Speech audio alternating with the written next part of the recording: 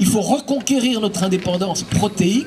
C'est la condition pour qu'une agriculture qui se rapproche du cahier des charges bio puisse être viable pour l'ensemble des producteurs français à long terme.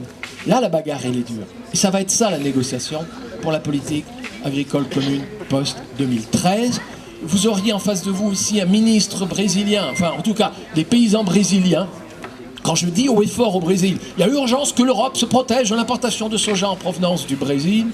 L'immense majorité des Brésiliens me répondent « Mais monsieur Dufumier, croyez-vous qu'on est si fiers de voir que nos terres servent à produire du soja pour nourrir vos cochons et que nos terres servent à produire de la canne à sucre pour fabriquer des tanols et abreuver vos voitures ?» Je vous le dis tout de suite, recentrer nos agricultures sur les potentialités productives de nos terroirs, retourner sur des agricultures de pays, ce n'est pas faire du tort aux pays du Sud, bien au contraire. C'est leur donner leur chance et c'est donner aussi la chance à nos consommateurs d'avoir une alimentation de qualité, à nos producteurs de travailler dans un environnement sain et d'avoir pour nous tous, alors, l'environnement le plus agréable. Et si j'avais le temps, je vous dirais aussi, réduire nos émissions de gaz à effet de serre. La légumineuse a quand même ce privilège, c'est qu'elle fixe l'azote et ses résidus permettent de faire une fertilisation azotée pour la céréale ou tubercules qui suivent sans émission de protoxyde d'azote. Refabriquer du humus dans le sol, ça s'appelle fixer du carbone dans le sol. Je dirais que pour des gens qui ont signé, nous sommes des pays qui ont signé des accords de Kyoto, il y a urgence de tout faire, y compris de cesser le harcèlement qui se fait à l'encontre des gens bio quand ils veulent s'installer sur le foncier.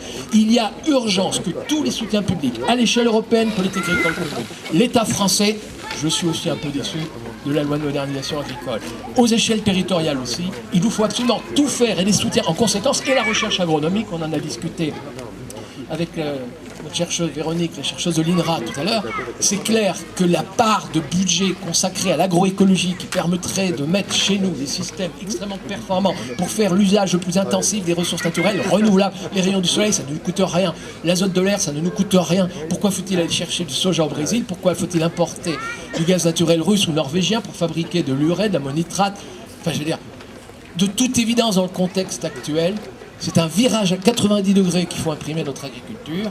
Ça va peut-être demander 20, 30 ans pour y parvenir, faire en sorte qu'on ait l'adhésion du plus grand nombre. Je n'ai pas envie du tout de stigmatiser les agriculteurs conventionnels, j'ai seulement envie de leur dire, vous y serez obligés, notre économie y sera obligée, c'est vital d'un point de vue économique et d'un point de vue écologique. Merci.